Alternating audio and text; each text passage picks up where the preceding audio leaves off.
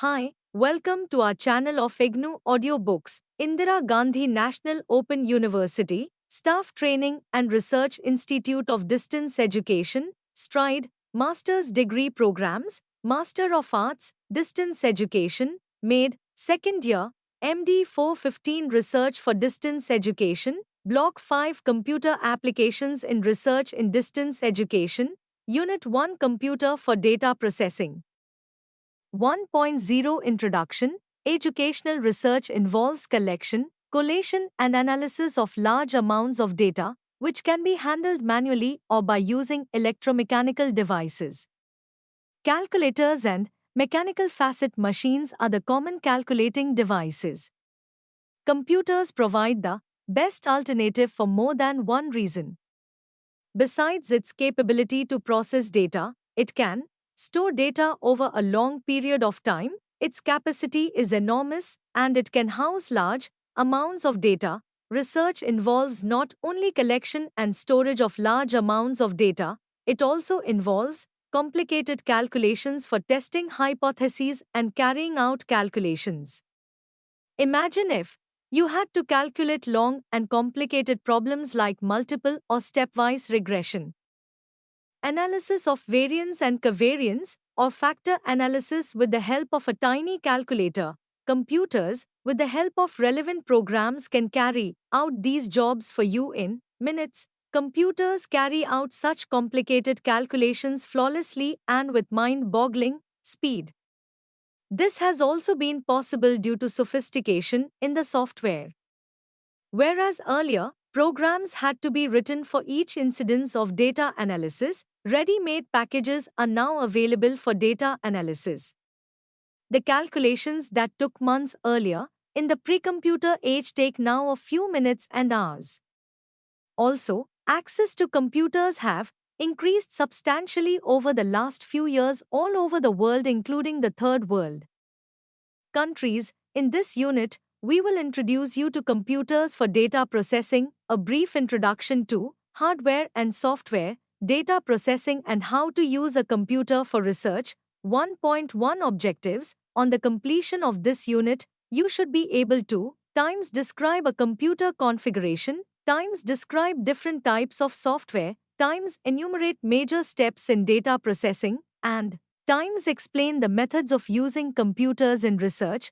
1.2 Definition of computer. A computer is a high-speed electronic device capable of performing arithmetic and logical operations and of sorting and executing a set of instructions, which will enable it to perform a series of such operations without manual intervention. The ability to do different jobs on the same machine distinguishes computers from other machines. Computers can do a job exactly as per the instructions given, but they cannot do a job unless they are told how to do it. 1.3 Computer hardware. A typical computer terminal has 5 components, times a computer central processing unit, times a display unit, TV-like box, times a keyboard similar to that of typewriter keyboard, times a mouse with 2 or 3 push-down buttons, and times a printer. Of all the 5, one that keeps blinking a light from 1 or 2 of the tiny windows is actually the computer. The rest are either input or output devices that connect the computer to the outside world.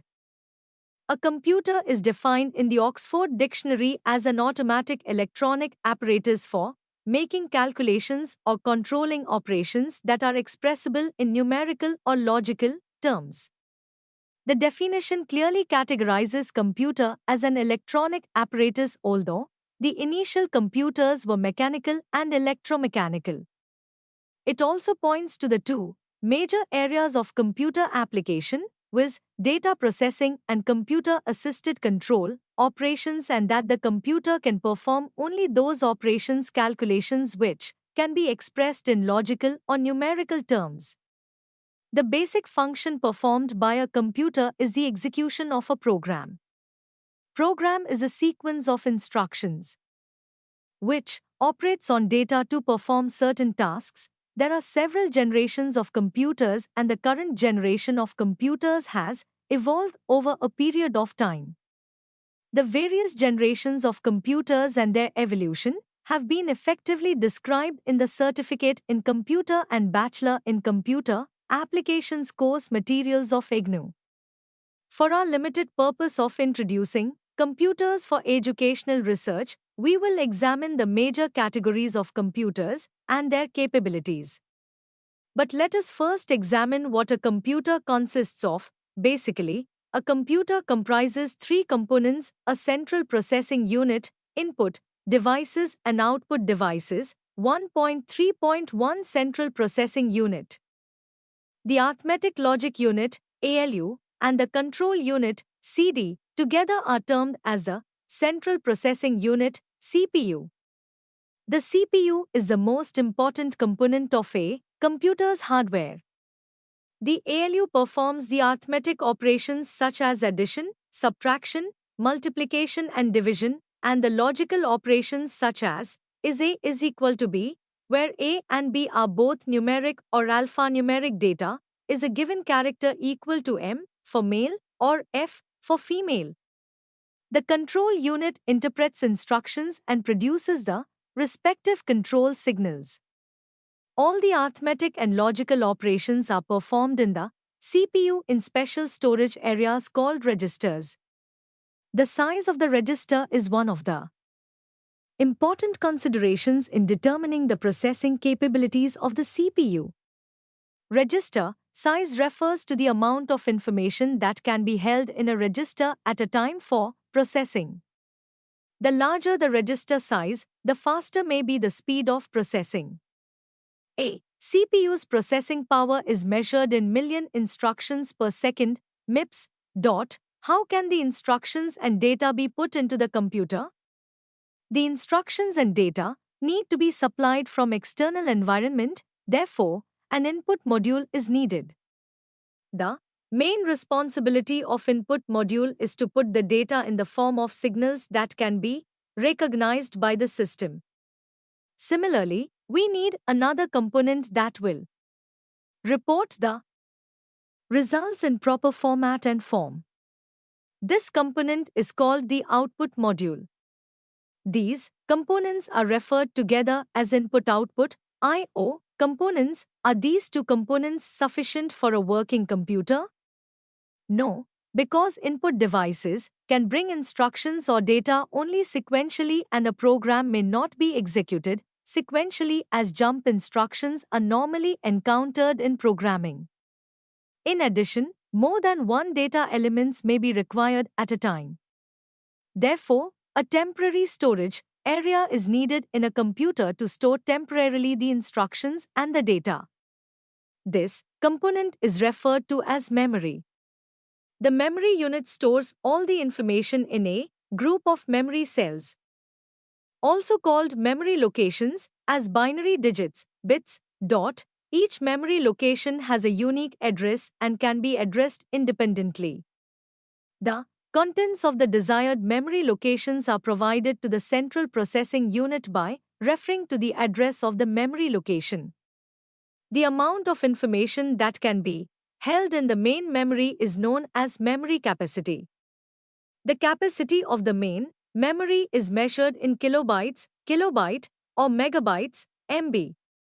1 kilobyte stands for 210 bytes, which is 1024 bytes, or approximately 1000 bytes.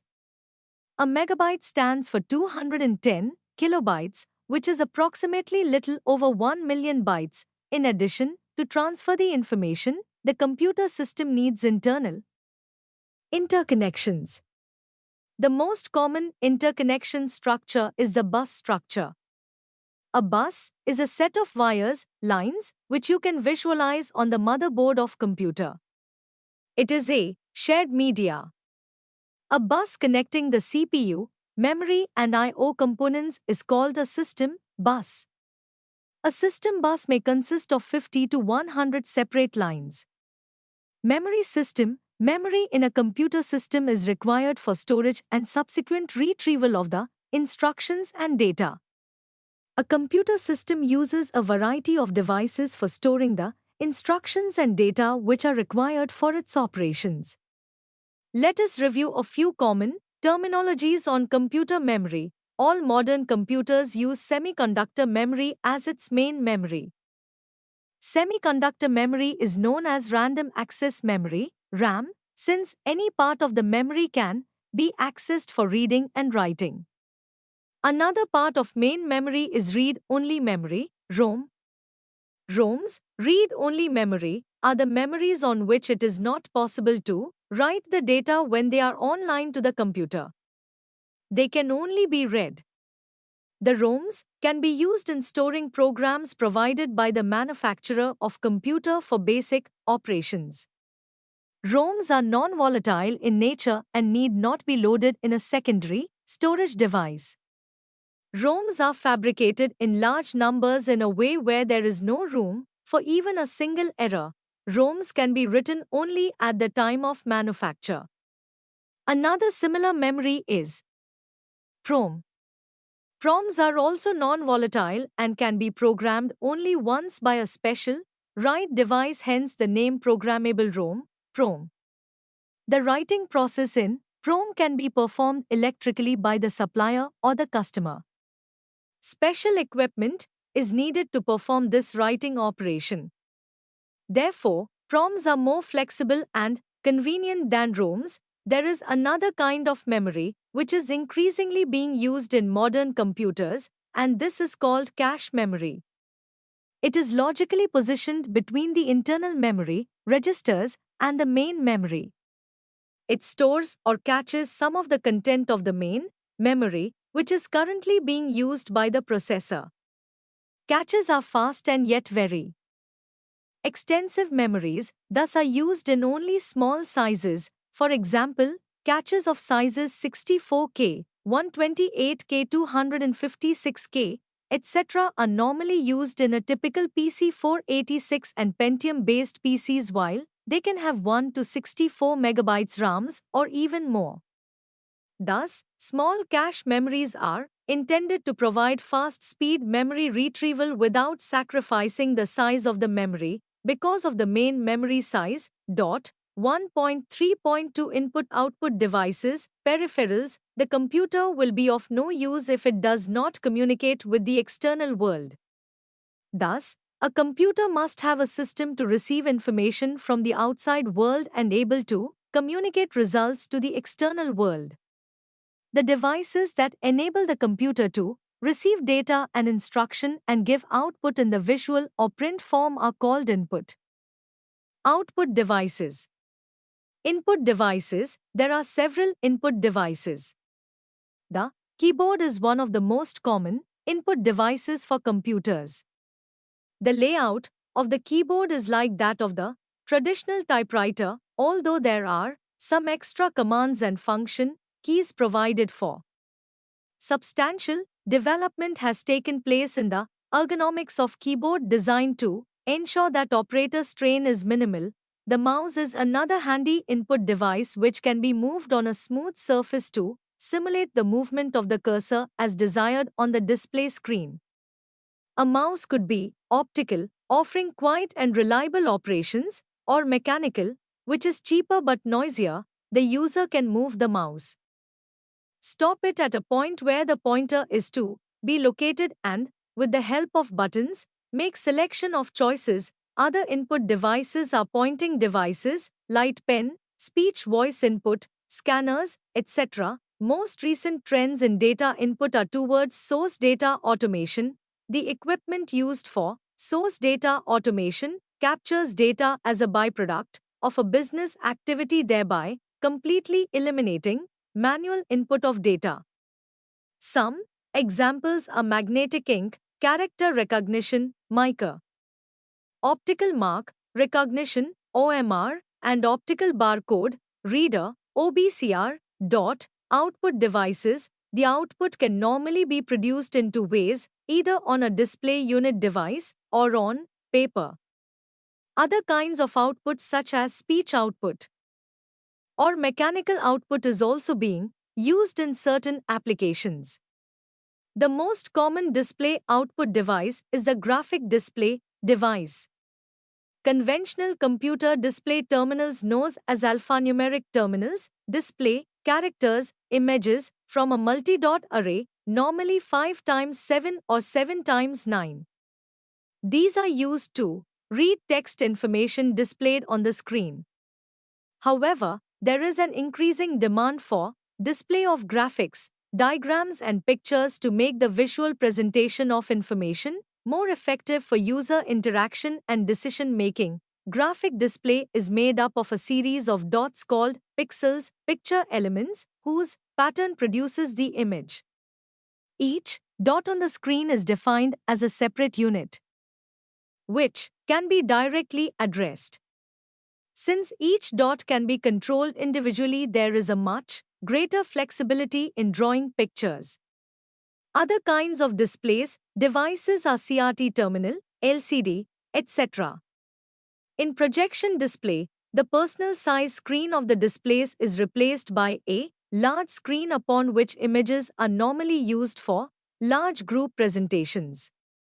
These systems can be connected to the computer, and whatever appears on the computer terminal gets enlarged and projected on a large screen printer. The printers are the output devices. They are classified by the method of printing. There are mainly 3 types of printers connected to personal computers. 1. Dot matrix printers. 2. Daisy wheel printers. 3.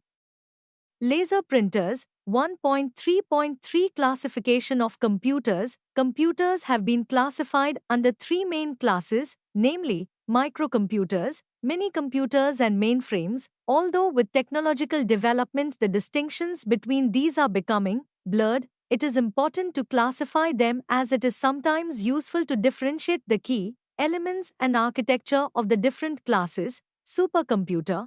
The upper end of the state-of-the-art mainframe machines comprises supercomputers. These are amongst the fastest machines in terms of processing speed and using multiprocessing techniques, where a number of processors are used to solve a problem. Lately, ranges of parallel computing products, which are multiprocessors sharing common buses, have been in use in combination with the mainframe supercomputers. The supercomputers are reaching speeds well over 25,000 million arithmetic operations per second. India also has its indigenous supercomputer. Supercomputers are mainly being used for weather forecasting, computational fluid dynamics, remote sensing, image processing, biomedical applications, etc.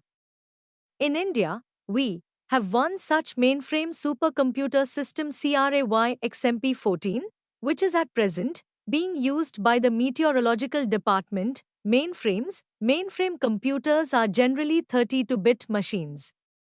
These are suitable for big organizations to manage high-volume applications. A few of the popular mainframe series are IBM, HP, etc. Mainframes are also used as central host computers in distributed systems. Libraries of application programs developed for mainframe computers are much larger than those of the micro or mini computers because of their evolution over several decades as families of computing. These and several other factors make the mainframe computers indispensable in spite of the popularity of microcomputers. Minicomputer. The term minicomputer originated in the 1960s when it was realized that many computing tasks do not require an expensive contemporary mainframe computer but could be done by a small, inexpensive computer. Initial mini-computers were 8-bit and 12-bit machines, but by the 1970s almost all mini-computers were 16-bit machines. The 16-bit mini-computers have the advantage of large instruction sets and address fields, and efficient storage and handling of text in comparison to lower-bit machines. Thus, 16-bit mini-computer is a more powerful machine which can be used for a variety of applications and can support business applications along with scientific applications. With the advances in technology, characteristics like the speed and memory size developed, and the mini-computer was then used for various standalone or dedicated applications and then as a multi-user system. Gradually, The architectural requirement of mini-computers grew and a 32-bit mini-computer, which was called SuperMini, was introduced. The SuperMini has more peripheral devices, large memory and can support more users working simultaneously on the computer, unlike in the case of the previous mini-computers, microcomputers. A microcomputer's CPU is a microprocessor. The first microcomputers were built around the 8-bit microprocessor chips. An improvement on the 8-bit chip technology was seen in the early 1980s when a series of 16-bit chips, namely 8086 and 8088, were introduced by Intel Corporation, each one with an advancement over the other. Both these chips can support a primary storage capacity of up to iMegabyte MB. Most of the popular microcomputers are developed around Intel's chips, while most of the Minis and SuperMinis are built around Motorola's 68000 series chips. With the advancement of display and VLSI technology now, a microcomputer of a very small size is available. Some of these are laptops, notebook computers, etc. Most of these are of the size of a small notebook but of capacity equivalent to an older mainframe. Personal computers, these are mini-computers as per the categorization given above. The current generation, Pentiums, are 32-bit machines. Usually, the configuration of the current generation of personal computer is as follows: times Pentium 2 or 3 processors or Celeron processor, times 64 megabits RAM, times cache memory, times 4.3 gigabytes main memory, times 33 MHz speed, times MB3 to 114 floppy drive, and times CD-ROM drive. These computers are fully equipped to handle all the softwares that are normally required for data processing in research projects. They have sufficient memory to store huge amounts of data. The CD-ROM itself has a memory capacity of about 650 megabytes. 1.4 Computer software. Computer software consists of set of instructions that mold the raw arithmetic and logical capabilities of the hardware units into performance. In order to communicate with each other, you use natural languages like Hindi, English, French, Spanish, Chinese, Japanese, Arabic, etc. Similarly, you use programming languages of one type or another in order to communicate instructions and commands to a computer for solving problems. 1.4.1 Program and programming. A computer can neither think nor make any judgment on its own.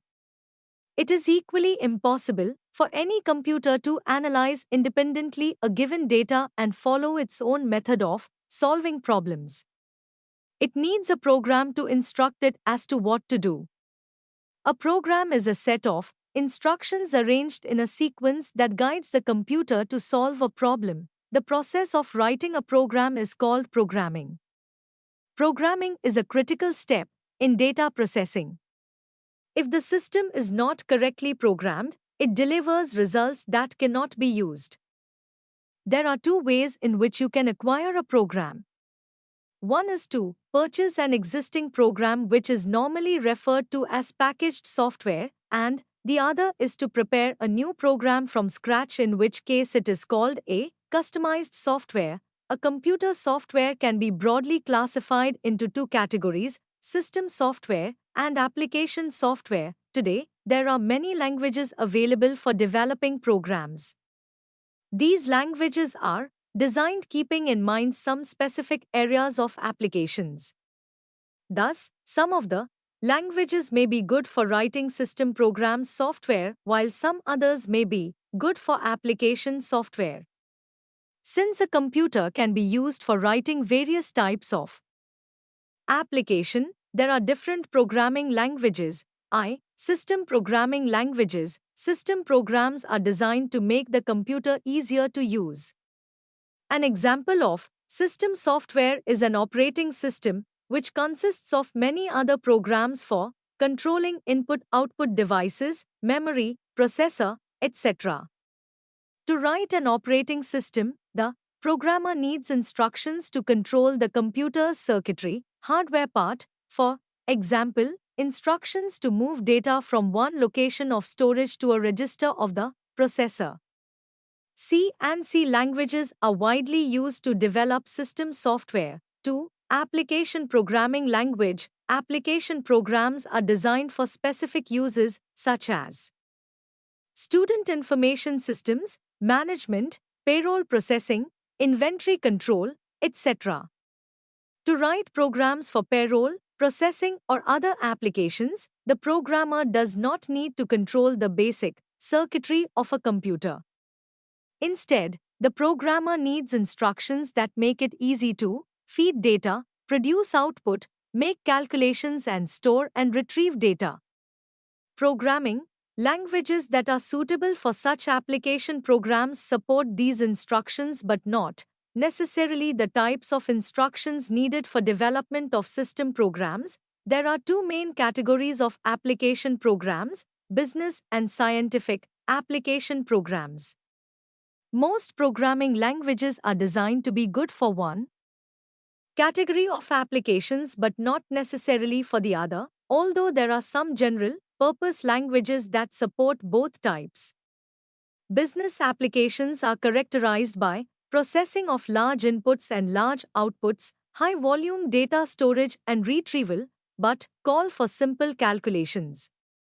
Languages which are suitable for business program development must support high volume input, output, and storage but need not support complex calculations. On the other hand, programming languages that are designed for writing scientific programs contain very powerful instructions for calculations but rather simple instructions for input, output, etc. Amongst traditionally used programming languages, COBOL, commercial business-oriented programming language, is more suitable for business applications, whereas Fortran, formula translation language, more suitable for scientific applications. Let us briefly look at the categories of software, viz. System and application software. 1.4.2 System software, language translator. A language translator is a system software which translates a computer program written by a user into a machine understandable form. Operating system. An operating system, OS, is the most important system software used to operate a computer system. It manages a computer's resources very effectively, takes care of scheduling multiple jobs for execution, and manages the flow of data and instructions between the input-output units and the main memory. Advances in the field of computer hardware have also helped in the development of more efficient operating systems. Utilities. Utility programs are those which are often requested by many application programs. A few examples are sort-merge utilities, which are used for sorting large volumes of data and merging them into a single sorted list, formatting, etc. 1.4.3 Application software. Application software is written to enable the computer to solve a specific data processing task. A number of powerful application software packages which do not require significant programming knowledge have been developed. They are easy to learn and use as compared to the more complex programming languages.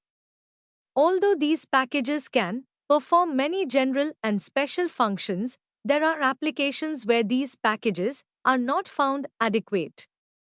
In such cases, an application program is written to meet the exact requirements. A user application program may be written using one of these packages or a programming language. The most important categories of software packages available are Times database management software, Times spreadsheet software, Times word processing, Times desktop publishing, DTP, Times presentation software, Times graphics software, Times data communication software, Times statistical and operational research software. Database management software. Databases are very useful in creating and maintaining queries, the databases, and generation of reports. Many of today's database management systems are relational database management systems. Many RDBMS packages provide smart assistance for creating simple databases for distance education students, their socioeconomic background, entry qualification, credits earned, final results, etc. Many database management systems are available in the market these days. You can select any one of them based on your needs. Generally, it is good to have a few database packages like DBase, FoxPro, etc. If you require some additional features and moderate work, then load Lotus Approach and Microsoft Access also. However, if you are having high-end database requirements which requires multi-user environment and data security, access, write, very good user interface, etc., then you must go for professional RDBMS package like Ingres, Oracle, Integra, etc. Accounting package. The accounting packages are one of the most important packages for an office. Some of the likely features which you may be looking for are Tax Planner Facility, Times Facility for producing charts and graphs, Times Finding Accounts Payable, Times Simple Inventory Control Facility, Times Payroll Functions, Times Online Connection to Stock Quotes, Creation of Invoices Easy. One of the good packages in this connection is Quicken for Windows. Communication Package. Communication software includes software for fax. The fax software is fast growing. An important fax software is Delrina's WinFax Pro 4.0. Some of the features such as remote retrieval and fax mailbox should be looked for in a fax software. These features ensure that irrespective of your location you will receive the fax message. Another important feature is fax broadcast. This allows you to send out large numbers of faxes all day long without tying your fax machine. If you have to transfer files from your notebook computer to a desktop computer constantly, then you need a software program that coordinates and updates documents. On such software is Laplink for Windows. This software offers very convenient features. For example, a file can be transferred by simply dragging and dropping it. This software can work if you are connected to a serial cable or a novel network or a modem. Desktop publishing packages. Desktop publishing packages are very popular everywhere. Newer publishing packages also provide certain inbuilt formats such as brochures, newsletters, flyers, etc., which can be used directly. Already created texts and graphics placements can be put into these packages. Many DTP packages for English and other languages are available. Microsoft, Publisher, PageMaker, Corel, Ventura are some of the popular names desktop publishing packages. In general, are better equipped in Apple Macintosh computers, information providers. One of the very interesting information providers which has become popular all over the world is Automap Road Atlas by Microsoft. This package provides city-to-city driving, instructions and maps. It provides information about the best route and the time it will take. Several internet access programs also provide useful information. Today, internet access packages come as a part of the operating system. However, many other packages can be used for accessing information on the World Wide Web. One very simple method of using the popular tool of browsing internet is Netscape Navigator. Organizers, contact managers, PIMs. Some of the significant tasks of an office manager are times to track contacts, times to balance schedules, times to manage projects, times to prioritize tasks. These functions can be easily performed using organizer programs which have a phone book model for maintaining lists of contacts.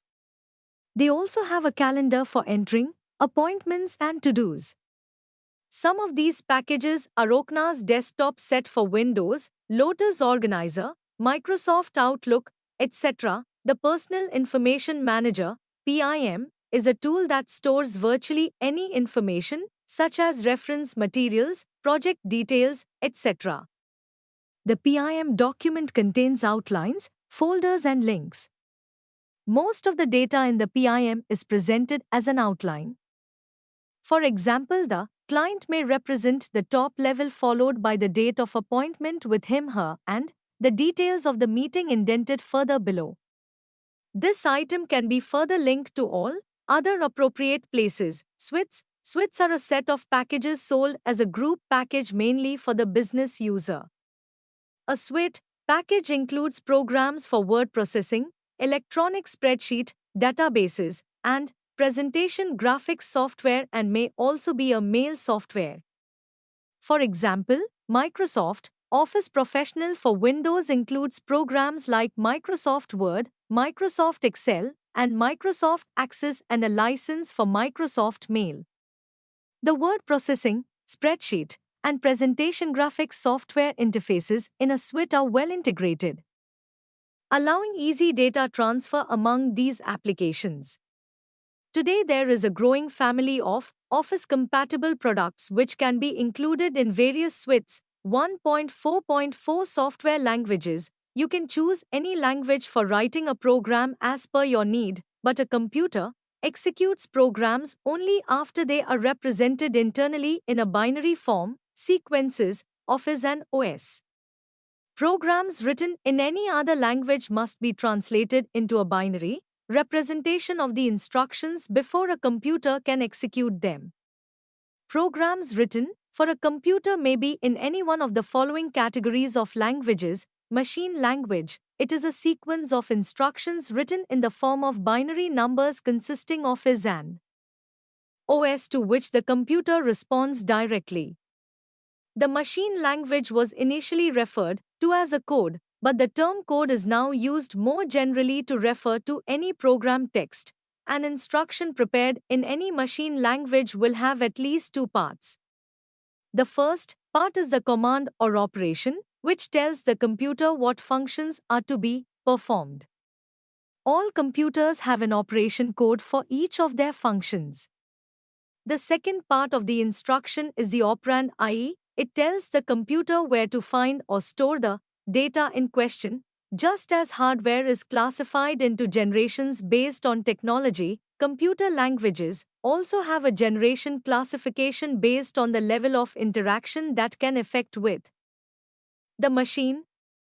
A machine language is considered to be the first generation language. The advantage of machine language that it is faster in execution since the computer directly starts executing it. On the other hand, it is difficult to understand and develop a program using a machine language. Anybody going through this program for checking will find it difficult to understand what is achieved by executing this program. Assembly language, a program that uses symbols, letters, digits, or special characters for the operation, the address, and other parts of the instruction code, is called an assembly language program. This is considered to be the second generation language. Machine and assembly languages are referred to as low-level languages since the coding for a problem is at the individual instruction level. Each machine has got its own assembly language which is dependent upon the internal architecture of the processor. An assembler is a translator which takes its input in the form of an assembly language program and produces machine language code as its output. A machine cannot execute an assembly language program directly as it is not in a binary form. An assembler is needed to translate an assembly language program into the object code executable by the machine. Writing a program in an assembly language is more convenient than in a machine language.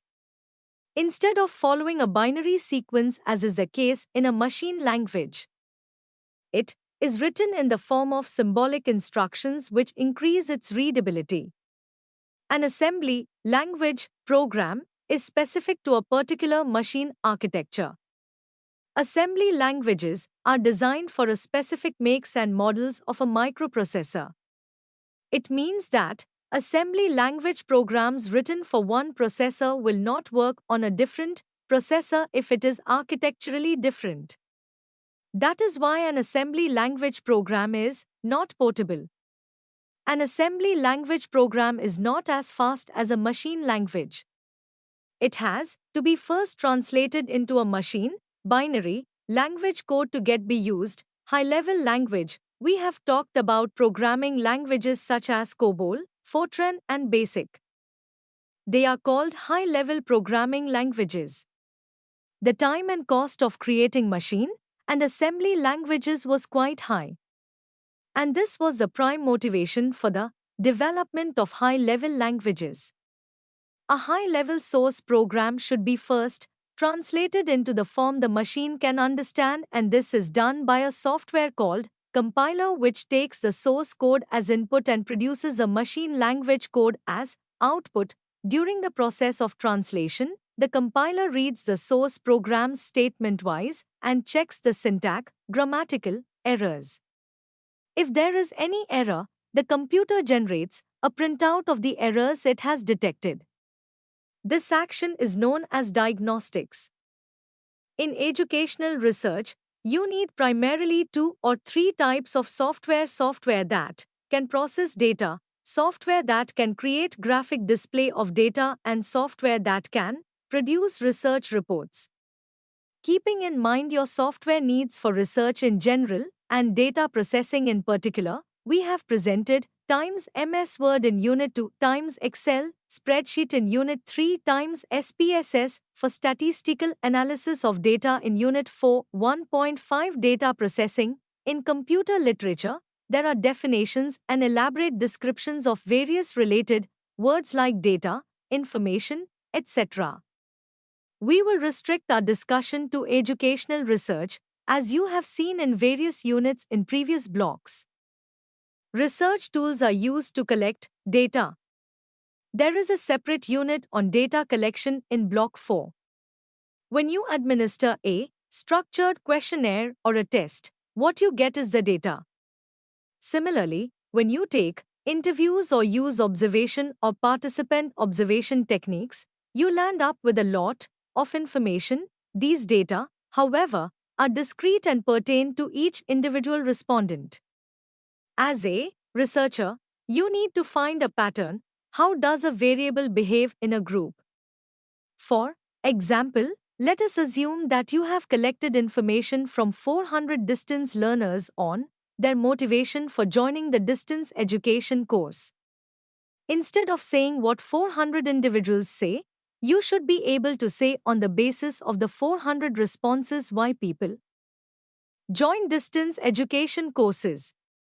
To come to that kind of a conclusion, you need to analyze and process data. There are several stages to be passed when you process data with the help of a computer, namely data feeding, data checking, creating a data file, actual data processing, data output. Data collected through the use of research tools need to be entered into the computer. When you use Excel, the data can be entered directly onto the worksheets. The numbers in the columns can represent respondents and rows can represent variables. For others, specific data entry format has to be developed. The pattern, however, remains more or less the same: data on each variable against every respondent. Research students often find difficulty in entering data because they do not take sufficient care when the questionnaires and other tools are being designed. The research tools and response patterns can be structured keeping in mind the requirements of data entry in the computer. Data entry can be done manually using the keyboard and electromechanically by using other types of input devices. For example, for large-scale data on examinations or admissions, responses are sought on a pre-designed response sheet. These sheets are then used to transfer data to computer memory through OMR. The choice depends upon the volume of the data and the way data have been recorded. However, for the research projects that you will deal with in your project for MA.D, data can be entered manually by using a computer keyboard since the data will be small in volume though on multiple variables, and these will be recorded on sheets or paper transferred from the research tool's scoring sheet. You can enter the data yourself if you are well versed with the computer and its keyboard. Alternatively, you can take help of a data entry operator. Whether you do it yourself or use the services of a data entry operator, caution must be taken to ensure correct entry of data. A computer will take the input and analyze whatever data are fed into it. Wrong and incorrect data will offer incorrect results and hence provide flawed conclusions. Therefore, it is necessary to check and verify data before it is analyzed. Data verification can be done in more than one way. There can be a sample check or a comprehensive check of the data. After the entry of the data, a data sheet should be printed. The printed data can be compared with the data contained in the original sheet. The second possibility is to check the data on the computer terminal itself by comparing the same on the display unit with the data recorded on paper.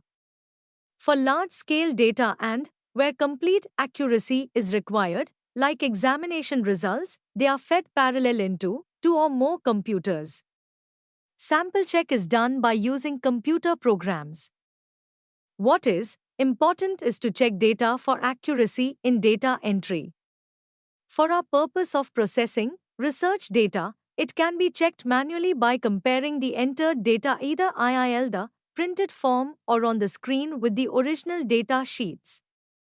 Following this, inaccuracies have to be corrected. Research data entry and data checking are mechanical processes which require great attention. Unlike word processing, there are no automatic indications of mistakes and wrong entries. Therefore, it is wiser to use the services of a competent data entry operator to reduce the chances of errors. Coming to the issue of actual data processing, it is important to remember that as you enter data in the computer, you create a data file. Probably, the computer already houses a program file. Technically, data processing is interfacing the data file with the program one file. The moment you draw the mouse and block certain amount of data, say a particular column in a worksheet, the computer will immediately register the segment of data you wish to deal with. Next, when you call upon a particular symbol or a formula, the computer will activate the corresponding segment of the program and the subroutines required to carry out the operation. The program draws the data from the data file according to its own specification. It carries out the necessary mathematical operations and produces the result. The entire process operates so fast that it appears to be automatic. Once the processing of the data is over, the results can be seen on the display unit of the computer or can be printed. It may not be possible to use the printed results directly for the research reports. You may need to construct tables from the result sheets. What is important for the researcher is to learn to enter data, verify data for accuracy, and choose the right kind of statistics and programs for data analysis. 1.6 Using a computer for data processing. In using a computer for data processing, it is really not necessary to be an expert in computer applications or an expert programmer. You, as a researcher, are the user and you should have the skills of the user. Personal knowledge of computers and software is an additional competence but is not crucial. What is important is to have a fair idea about hardware and software. The skill required of a researcher is his/her ability to understand the statistical tools for data analysis. The decision regarding the statistical tools depends upon the objectives and hypotheses, research designs, research tools, size of the sample, etc., the details of which you have read in blocks 3 and 4. While you look at the use of a computer for data processing, you need to be clear about the relevant software for data analysis. For example, if you as researcher warrants use of chi-square or analysis of variance, you must choose programs that can do those functions. But how do you know that? As mentioned earlier, for data processing you can use two types of software, tailor-made or a package. For example, if you require to study the relationship between two variables, you can write or get a program written on correlation. Alternatively, you can look at a readily available package that has a program on correlation. For example, Statistical Package for Social Sciences (SPSS) has a wide range of statistical programs that are normally required by researchers in social sciences. Similarly, Excel can carry out certain operations including graphics. The details on Excel and SPSS are given in Units 3 and 4 of this block. One important factor in a research exercise is the process of consulting. Generally, you would consult your research guide. There are, however, certain specialized areas in research which need special consultations with experts besides the research guides. 2. Such areas are research designs and data processing. If you or your research guide is not very conversant with statistical techniques and computer programs, it is worth consulting experts, specialists in research design and statistical methods, and then a computer software professional. 1.7 Let us sum up. In this unit, our basic purpose was to introduce you to the use of computers for data processing. Although understanding of the architecture of a computer or the algorithm and rules of software programming are not necessary for research data processing, it is desirable for you to have a fair knowledge about computer hardware and software so that you know how it actually carries out the instructions to analyze your data. Accordingly, we have included in this unit an introduction to hardware and software. We avoided details about the evolution of computers, the actual technology that goes into configuring a computer, nor have we dealt in great length with any machine language, assembly language, programming languages, or the fourth generation languages among them. Thank you for watching. We will see you in the next video with the next chapter.